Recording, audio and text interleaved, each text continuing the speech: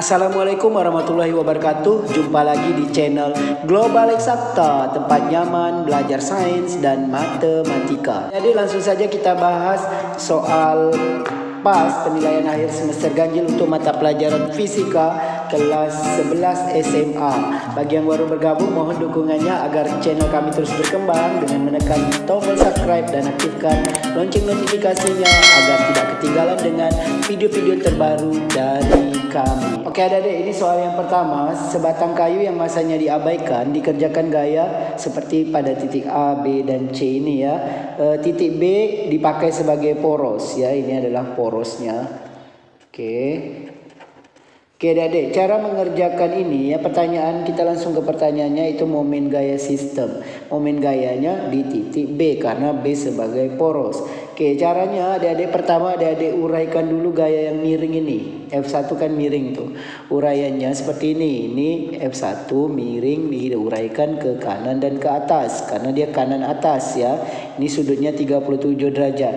Oke, yang dekat dengan sudut ini F1 cos 37 derajat, yang ini F1 sin 37 derajat. Karena yang ini itu pas di sumbu ini ya. Oke, ini kan nanti kita uraikan di sini. Ya, di sini kemudian ke atas. Karena yang F1 cos 37 ini, yang ini pas di sumbu, maka ini nanti tidak kita pakai karena tak punya jarak terhadap titik B. Berarti yang kita pakai hanya F1 sin 37. Kita tulis di sini adik-adik, F1 sin 37 derajat. Oke, jadi sekarang gaya yang miring ini sudah kita uraikan menjadi F1 sin 37 yang kita pakai. Berarti ini 1, kemudian gaya yang kedua F2, kemudian F3. Ada 3 gaya yang kita putar nanti ke titik B. Oke adik-adik, kita langsung putar saja ke titik B. Maka momen gaya di titik B, to B, yaitu kita putar F1 dulu ya. F1 sin 37 kan ke atas ini ya, kita putar ke titik B. Maka arahnya adalah searah jarum jam ya, searah jarum jam. Maka dia positif. Jadi adik-adik, kalau searah jarum jam positif, kalau berlawanan arah jarum jam negatif ya. Oke, karena searah berarti positif ya. Positif F1 sin 37 derajat dikali dengan gayanya dari A ke B. Dari A ke B kan 20 cm adik-adik. Ini kenapa ke B? Karena momen gayanya di B. B sebagai poros. Oke, karena 20 cm kita rubah ke meter jadi 0,2 meter. Jadi F1 sin 37 kali 0,2. Kemudian kita lanjut ke gaya yang kedua F2. F2 kan arah panahnya ke atas ini adik-adik. Kita putar ke B, ke poros. Maka dia berlawanan arah jarum jam ya. Berlawanan arah jarum jam negatif. Negatif F2 dikali dengan gaya dari titik tangkap F2 ini ke B, yaitu 0,2 meter. Kemudian F3 ke bawah kita putar juga ke B, ini searah jarum jam ya. Jadi tambah F3 dikali dengan gaya dari F3 ini ke titik B, 40 tambah 20 jadi 60 0,6 meter ya. Kita ubah langsung ya adik-adik ke meter. Oke adik-adik, langsung saja kita masukkan angkanya. F1 nya 12 sin 37 0,6 ya adik-adik. Oke, kali 0,2 dikurang F2 4 kali 0,2 ditambah F3 8 kali 0,6. Oke, 12 kali 0,6 kali 0,2 ini 1,44 ya adik-adik. Ya, cara cepatnya dia dikalikan 6 kali 2 12, 12 kali 12 144. 144 karena ada 2 angka di belakang koma, 1 2 kita geser 1 2 jadi 1,44. 4 kali 0,2 0,8. 8 kali maaf adik-adik, ini 0,6 ya adik-adik. 8 kali 0,6 itu 4,8. Oke adik-adik, kita selesaikan. 1,44 kurang 0,8 tambah 4,8, ini 1,44 kita turunkan dulu. Ini negatif dengan positif dikurang ya. 4,8 kurang 0,8 plus 4 ya adik-adik. Oke, sehingga momen gaya di B sama dengan 4 tambah 1,44 ya.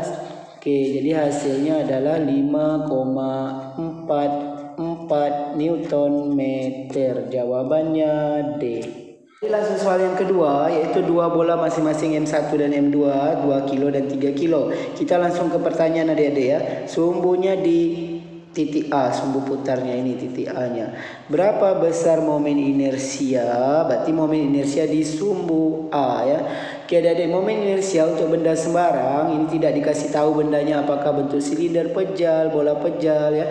Ini adalah rumus bentuk umum momen inersianya adalah M kali R kuadrat. Oke adik-adik, untuk momen inersia berbeda dengan momen gaya. Kalau momen gaya itu dipengaruhi arah putarnya ya adik-adik, arah mempengaruhi. Tapi kalau momen inersia tidak mempengaruhi arahnya, jadi tinggal ditambahkan saja. Sehingga momen inersia di A sama dengan M1 kali R1 kuadrat, kan rumusnya M kali R, ditambahkan dengan M2 kali R2 kuadrat. Sehingga momen inersia di A massa 1, kayak ada tengok di sini, massa 1 2.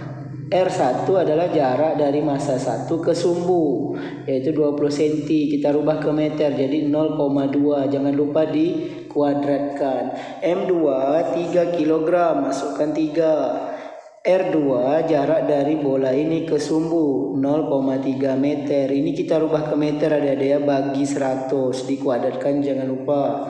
Oke, sehingga momen inersia di titik A 2 dikali 0,2 kuadrat ini adik-adik 0,04. Tambah 3 kali 0,3 kuadrat ini 0,09. Oke adik-adik, sehingga momen inersia di titik A yaitu 2 kali 0,04 yaitu 0,08. 3 kali 0,09 yaitu 0,27. Sehingga momen inersia di titik A kita tambahkan adik-adik 0,27 ditambah 0,08 ya. Oke, ini 15, simpan 1, 3, 0,35 kg meter kuadrat. Jadi jawabannya yang ini adik-adik ya. Ini opsinya salah ketik ya, A, B, C, D, E. Jadi jawabannya D. Jadi kita lanjut ke soal yang nomor 3. Di sini ditanyakan adalah momentum sudut. Itu yang mempengaruhi faktor apa saja. Oke adik-adik, berarti kita coba buat rumus momentum sudut yaitu L. L kan sama dengan I kali omega. I ini inersia. Inersia ini rumus umumnya kan M kali R kuadrat. Ini bentuk umum. Kalau bentuknya silinder pejal, bola pejal itu berbeda. Jadi tergantung bentuknya juga ya. Oke, omega ini kecepatan sudut ya. Kecepatan sudut. Oke, jadi yang mempengaruhinya kecepatan sudut sudah jelas ya di sini ya. Di omega ini. Massa benda sudah jelas di sini kan, karena di inersia butuh massa. Bentuknya sudah jelas karena kalau bentuknya berbeda inersianya akan berbeda ya. Kalau silinder pejal, bola pejal itu rumus momen inersianya berbeda.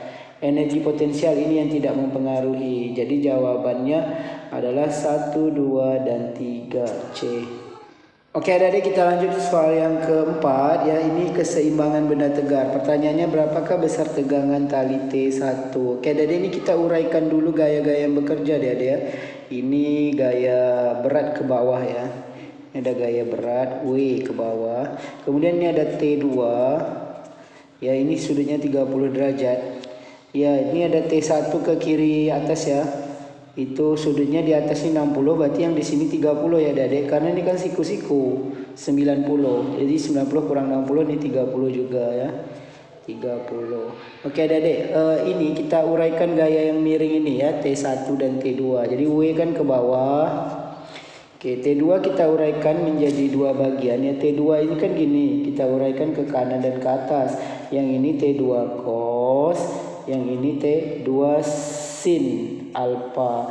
Kenapa? Karena ini sudutnya yang dekat dengan sudut 30 ini yang cos. Berarti di sini adalah T2 cos 30 derajat.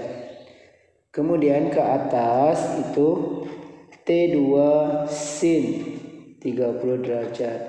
Oke, yang ke kiri ya. Kalau yang ke kiri kita uraikan kiri atas itu ke kiri dan ke atas sama ya, karena sudutnya di sini ya. Berarti yang ke kiri ini adalah cos, yaitu T-nya T1. Ini T1 ya adik-adik. Jadi di sini T1 cos 30 derajat, sudut yang sama ini. Sudut yang mengapitnya ke sumbu X ya. Oke, kemudian ada T1 sin ke atas ya. Ini sejajar dengan T2 sin. T1 sin 30 derajat. Oke, seperti itu adik-adik. Kemudian kita cari sigma fx-nya harus 0 karena biar dia setimbang ya, ini setimbang.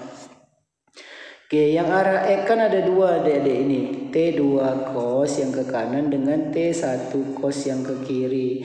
Jadi T2 cos 30 derajat dikurang T1 cos 30 derajat sama dengan 0. Ini sudah rumus ya adik-adik, rumus kesetimbangan.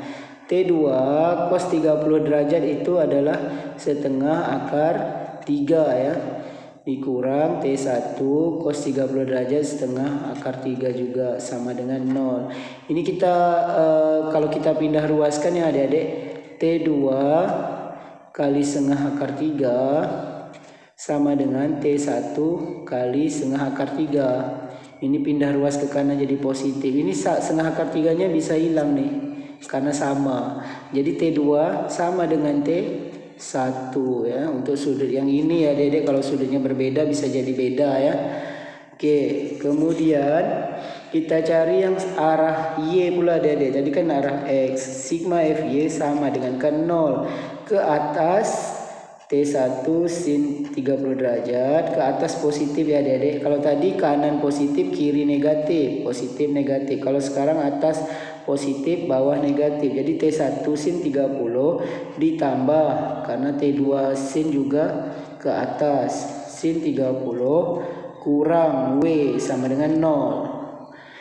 Oke adik-adik, T1 sin 30 setengah ditambah T2 bisa kita ganti T1 karena sama kan adik-adik ya. T2 ini kita ganti dengan T1. Jadi T1 kali sin 30 setengah sama dengan W nya pindah ke kanan W. Ya, jadi setengah T1 ditambah setengah T1 sama dengan W-nya kan ini sudah ada adik-adik 400 Newton. Setengah tambah setengah kan 1 adik-adik, 1 T1. Jadi T1-nya 400 Newton. Sehingga T2-nya juga 400 Newton. Ya, karena T2 sama dengan T1. Jadi jawabannya E. Adik-adik, soal yang seperti ini juga bisa kita gunakan cara cepat ya adik-adik. Kita bisa, ini sudutnya. Ini 30 tambah 90, ini 120. Ini juga 30 tambah 90, 120. Ini juga 120. Kan sudut total adalah 360. Kalau kita tambahkan semuanya 360. Jadi cara cepatnya yaitu T1 per sin sudut yang di belakangnya ini T1. T1 kan ini, sudut di belakangnya yang ini. Sin 120 derajat sama dengan W yang diketahui kan W ya, per sudut yang di belakangnya ini ya, sin 120 derajat. Ini sin 120 sama-sama kiri kanan boleh dicoret. Sehingga T1 sama dengan W, W-nya 400 Newton. Jadi jawabannya 400 Newton. Oke adik-adik, ini kalau sudutnya berbeda tidak bisa dicoret ya adik-adik. Ini kebetulan sudutnya sama. Oke adik-adik, kita lanjut soal yang kelima. Ini soal titik berat ya adik-adik. Kita ditanya berapakah titik berat objek ini ya. Oke, titik berat itu misalkan di sini ini ada yang namanya XO, ada yang namanya YO ya. Jadi kita cari XO dan YO. Untuk yang gambar seperti ini adik-adik ya. Adik-adik bayangkan ini gambarnya ya, kalau kita bagi dua, kiri dan kanan itu sama besar. Oke, jadi XO-nya itu kan dari tengah ini ke ujung sini ya. Itu bagi dua saja, dari ujung ini ke sini. Ya, 8 bagi 2, 4. Jadi langsung XO-nya langsung dapat 4. Jadi tak perlu dicari lagi untuk yang simetris kiri kanan dan sama. Adik-adik kalau berbeda harus dicari.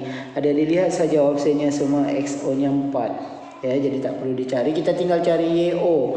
Ya, langkah pertama kita cari luasnya, luas bangun 1. Misalkan adik-adik misal yang bangun atas bangun 1, bangun bawah bangun 2. Luasnya berarti panjang kali lebar. Ini lebarnya, ini panjangnya. Panjangnya 8, lebarnya dari 6 ke 8 kan 2. Ya, jadi ini 8. Ya, ini 8, ini 2. Ya, 8 kali 2. Itu 16 ya. Kemudian untuk bangun 2, panjangnya ini 6. Lebarnya dari sini ke sini 2 ke 6 itu 4 ya adik-adik. Oke, 6 kurang 2, 4. Jadi luas bangun 2, 6 kali 4, 24. Y1 karena X-nya tak perlu kita cari ya. Kalau X-nya dicari, nanti ini bangun ini tengah-tengah ditarik ke sini 4 ya. X1-nya 4. Bangun 1, tengah-tengah bangun 1 ditarik ke kiri. Jadi semuanya kan 8 bagi 1, 4.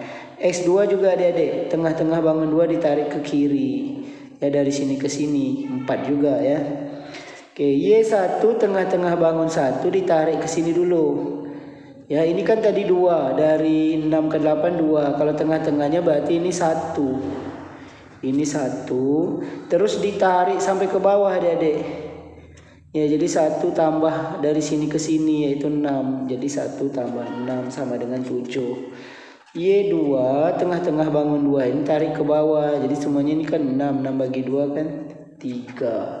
Jadi Y2-nya 3. Oke adik-adik, kita lanjutkan. Setelah dapat Y1, Y2, kita masukkan ke rumus YO, yaitu A1 kali Y1 ditambah A2 kali Y2 per A1 tambah A2.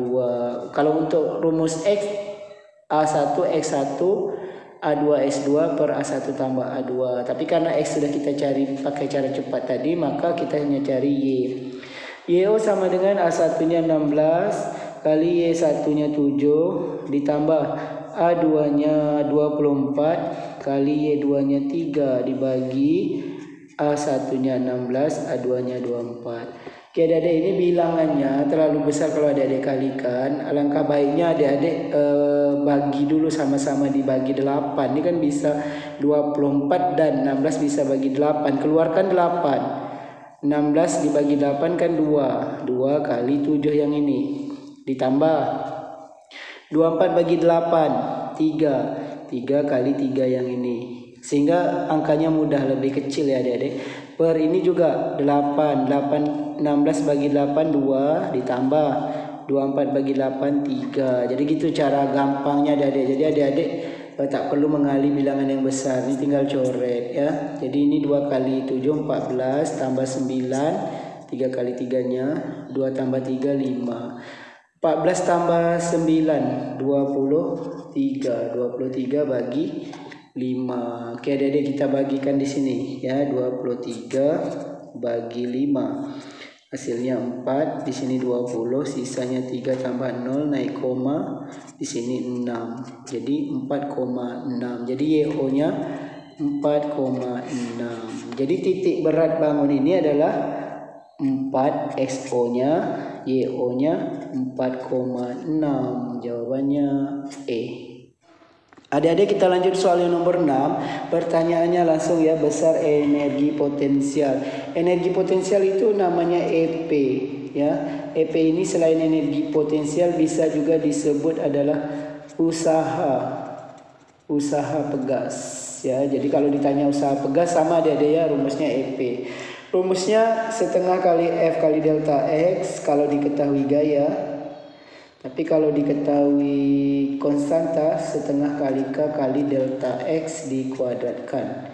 Oke adik-adik lihat di sini yang diketahui kan gaya.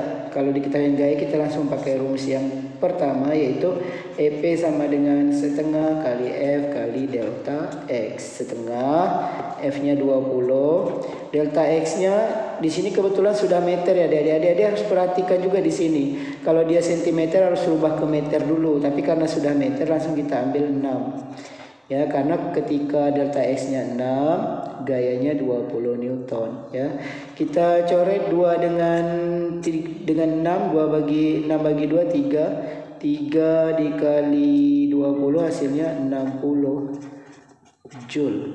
Jawabannya B. Adik-adik langsung saja kita bahas soal yang ketujuh. Langsung lihat pertanyaannya adik-adik ya. konstanta total. Berarti ini hanya diminta konstanta pengganti adik-adik. Oke, pengganti dari 3 pegas ini. Kita ganti ini dulu. Ini dengan ini kan paralel adik-adik ya. Jadi 2 buah pegas ini kita bisa ganti dengan 1, yaitu namanya KP. K paralel.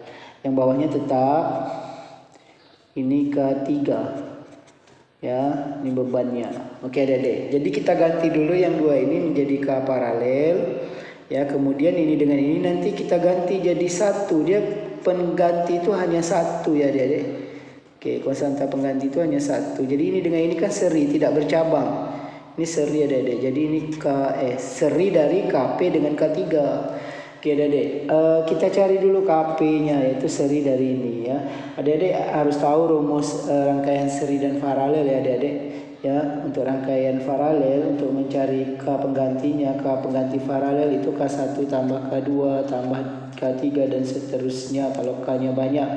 Untuk pengganti seri pakai 1/Ks ya adik-adik, sama dengan 1/K1 tambah 1/K2 tambah 1/K3 dan seterusnya. Oke adik-adik, karena ini yang pertama mau kita cari K paralel ini ya, yaitu ini tinggal kita tambahkan K1 tambah K2. Oke adik-adik, kita masukkan K1-nya. K1-nya dengan K2 kan 50 Newton per meter. Jadi 50 tambah 50 sehingga K paralelnya adalah 100 Newton per meter. Ini K pengganti paralel ini 100 ya. K3 yang ini K3 ini 25. Oke. Kita sudah dapat K pengganti paralel 100, kita serikan ini. Karena bentuknya seri menjadi KS. Rumusnya ini 1/KS sama dengan 1/K1-nya ini KP. Kita mau serikan KP dan K3. Jadi 1/K3. Sehingga 1/KS, KP-nya kan kita dapatkan 100 nih tadi adik-adik. 1/100 tambah 1/25. Samakan penyebut adik-adik ya, karena 100 dengan 25 belum sama. Jadi KPK-nya 100. 100 bagi 100 1 kali 1 1. 100 bagi 25 4 kali 1 4. Sehingga 1/KS sama dengan 1 tambah 4 5. 5/100. Ini 1/KS adik-adik. Yang ditanya adalah KS. KS adalah 100 bagi 5. 100 bagi 5 hasilnya 20 Newton per meter. Inilah KS-nya. KS inilah pengganti totalnya ya, karena dia tinggal 1 ini ya. Jadi KS-nya adalah 20 Newton per meter. Jawabannya A. Adik-adik, langsung saja kita bahas soal nomor 8 ya. Sebuah benda tercelup sebagian dalam cairan memiliki massa jenis. Jadi ini di dalam cairan ya adik-adik. Cairan ini massa jenisnya atau ρ-nya yaitu 1 gram per cm kubik. Oke, 90% ini tercelup. Berarti ini yang tercelupnya 90% ya. Berarti atasnya ada yang muncul di permukaan cairan itu tinggal 10% ya. Oke, dari volume totalnya, berarti volume total itu 100% ya, kita anggap karena dia total ya. Oke, besarnya massa jenis benda. Ini adik-adik, kalau adik-adik jumpa soal seperti ini, langsung saja buat rumusnya. Rho B kali gravitasi kali VB sama dengan Rho F kali gravitasi kali VF. Langsung saja seperti itu. Gravitasi bisa dicoret. Jadi adik-adik kalau sudah tahu bahwa gravitasi ininya dicoret, adik-adik pun bisa langsung buat Rho B kali VB sama dengan Rho F kali VF. Rho B ini adalah massa jenis benda. Benda yang ini tadi, yang di dalam zat cair ini. Berarti bendanya mau dicari ya, massa jenis bendanya. Berarti Rho B yang mau dicari. VB adalah volume benda. Volume benda ini adalah keseluruhan, baik tenggelam maupun yang muncul di permukaan fluida. Jadi VB ini 100% kita buat. Karena opsi mintanya yang diketahui ini kan 100, pakai persen ya adik-adik. Berarti 100%. Rho F massa jenis fluidanya yaitu 1 di sini adik-adik ya. VF volume yang tercelup fluida ya. VF adalah yang tercelup fluida. Volume yang tercelup fluida yaitu 90%. Ini 90. Nanti kadang-kadang adik-adik yang diketahui itu adalah misalnya yang muncul di permukaan. Maka untuk cari VF dikurangi dulu. Dan misalnya yang muncul di permukaan 20%. Ya, berapakah yang PF-nya? Tentunya 80%. persen yang kita masukkan. Yang kadang-kadang diketahui yang muncul ya. Oke, ini misalkan ya. Oke, ini kita kalikan 90, ini ada persennya ya. Oke, ini berarti rho B 90% dibagi 100% ini. 1 kali 90 kan 90 dibagi 100. Ini persennya coret, nolnya juga coret, jadi tinggal 9/10. 9 bagi 10 0,9. Jawabannya C. Jadi langsung saja kita lihat soal yang nomor 9. Ini adalah gaya angkat pesawat ya. Oke, kita lihat sayap pesawat terbang. Pertanyaannya mana yang benar ya? Sesuai Bernoulli, rancangan Bernoulli. Oke adik-adik, pesawat itu akan terangkat apabila P atau tekanan itu di bawah lebih besar. Oke, V atau kecepatan yang lebih besar di atas lebih besar. Jadi adik-adik ingat yang lebih besarnya saja ya. Kalau tekanan di bawah yang lebih besar, kalau kecepatan di atas lebih besar. Adik-adik lihat ini yang di atas itu VA kecepatan A-nya, PA tekanan A-nya, ini VB dengan PB ya. Oke, jadi PA kecepatan aliran fluida, PA ini tekanannya. Jadi kalau tekanan yang A, tekanan A itu yang di atas lebih kecil. Jadi PA lebih kecil VB karena tekanan yang di bawah lebih besar. Jadi PA lebih kecil PB karena opsinya minta A duluan ya adik-adik. Lihat di sini. Jadi PA lebih kecil PB, tekanan atas lebih kecil tekanan bawah. Kecepatannya yang lebih besar, VA lebih besar VB. Oke, berarti jawabannya yang kecepatan A lebih besar, tekanan A lebih kecil. Jadi jawabannya B.